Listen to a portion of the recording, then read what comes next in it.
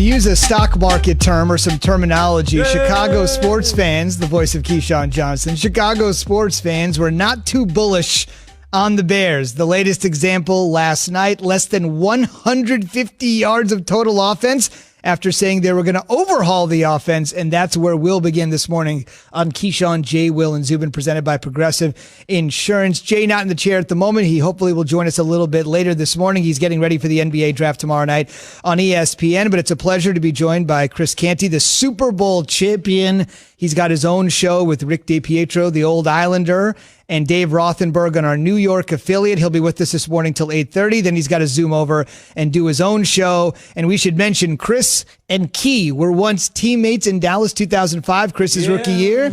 Key was just about the end of his stellar career. And now you guys, I just said your stellar career. What did you want me to say there? The end. It wasn't the end. Okay. It was just different chapter in my professional life. Gotcha. So this is kind of like old times, Zubin. You're reunited again. Yeah, reunited, and it feels so good. The only difference is instead of arguing with Todd Haley, he's arguing with Jay Will, and I'm sure at some point you're going to scream at me about how we need to get the break rather than Mike Zimmer yelling at me about running to the ball. So a little bit different, but still kind of the same. Yeah, he was just a young kid, big, tall, kind of bow legs, kind of like, big though, really like huge defensive end type, D tackle. He was big, man. That's for damn sure. And young and nice. Didn't say much, quiet.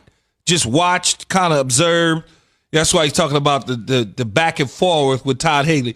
For a rookie, he sees the back and forth. He like, damn, you get to talk to the coaches that way? But it wasn't. It's never like a real argument, so to speak. It's just more about arguing or having a conversation, very animated, Z, about what's going on and taking place at the time. Well, Zoo, the only reason I was quiet is because vets like Keyshawn, along with Bill Parcells and Todd Bowles and Casey Rogers, they said rookies should be seen and not heard. So when you get that from those guys, are you going to say much in the locker room? Probably not. Yeah.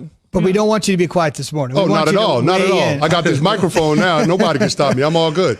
So let's talk about what's all good for the Minnesota Vikings. They have suddenly gone from 1-5 to showing signs of life. They've won 3 games in a row. They are now 4-5. The Bears moving in the opposite direction. They've lost 4 in a row, but let's focus on the positive. Minnesota yesterday, Kirk Cousins finally getting a win on Monday Night Football. And this is a completely different Minnesota 1-9.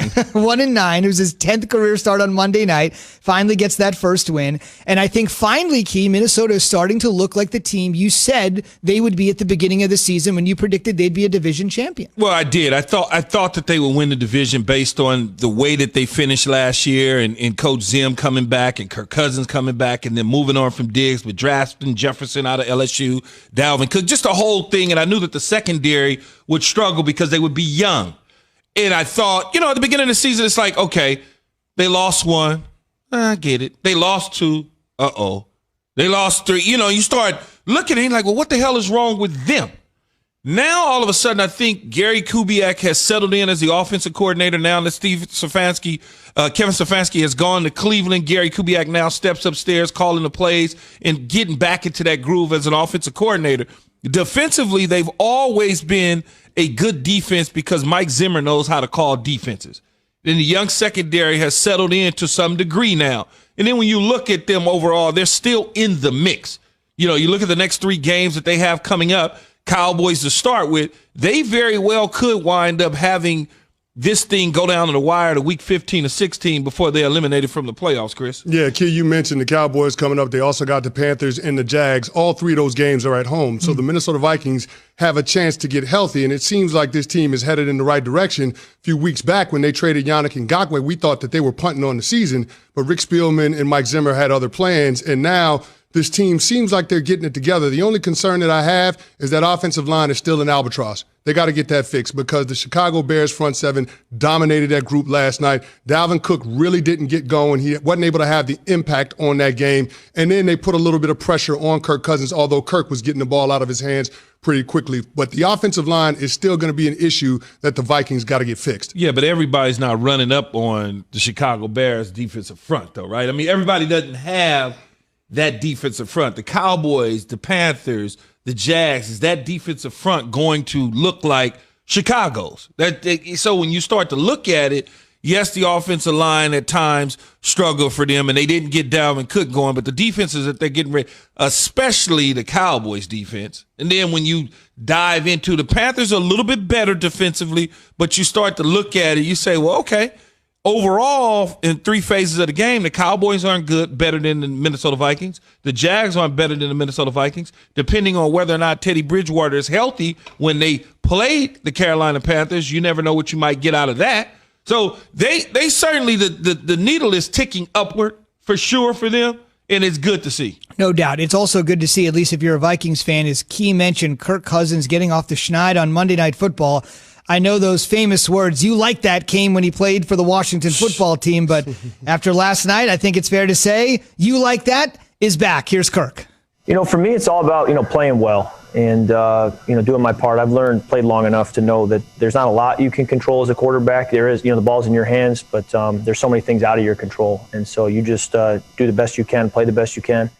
So let's flip it to the other side with Chicago. And by the way, to Chris's point, Dalvin Cook, not great last night, 96 yards, 30 carries. But just a reminder, the previous 2 games, 206 yards and 163 on the ground. So he's been holding his own for sure. And a lot of the times when we look at things, and Chris knows this very well, as a defensive lineman or defensive player, you look at the total. First thing we run to is the box score.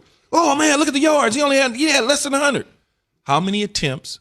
How did that play into play action pass? Mm-hmm. What did it do to the linebackers and the defensive linemen? Did it negate them from having a full pass rush? Did it slow them down?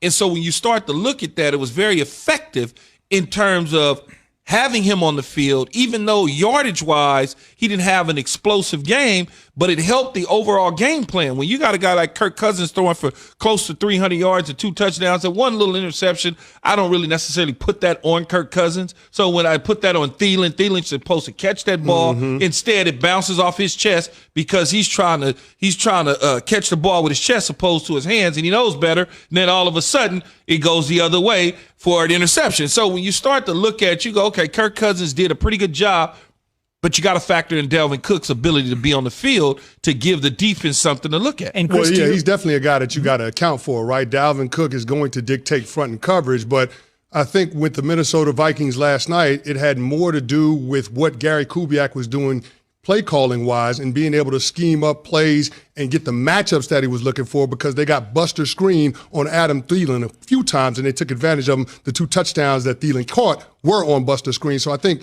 when you start talking about what Kubiak was doing, I think that had more of an impact than the rush attempts from Dalvin Cook. Because I'm with you. Sometimes with the running game, it's not necessarily about the yards. Yeah. It's about the attempts, and you force the defense to have to account for that. Last night, I thought that game was more about the ineptitude of the Chicago Bears offense, not being able to get anything going, and allowing the Minnesota Vikings time to be able to figure out their offense. In our last minute, fellas, the Bears offense, they made the offensive coordinator switch. Essentially, Matt Nagy was calling the plays the head coach. Instead, it's now Bill Lazor. They have less than 150 yards of offense. Fellas, they had more yards on special teams. They had more yards on special teams than on offense. They had more points on special teams, too.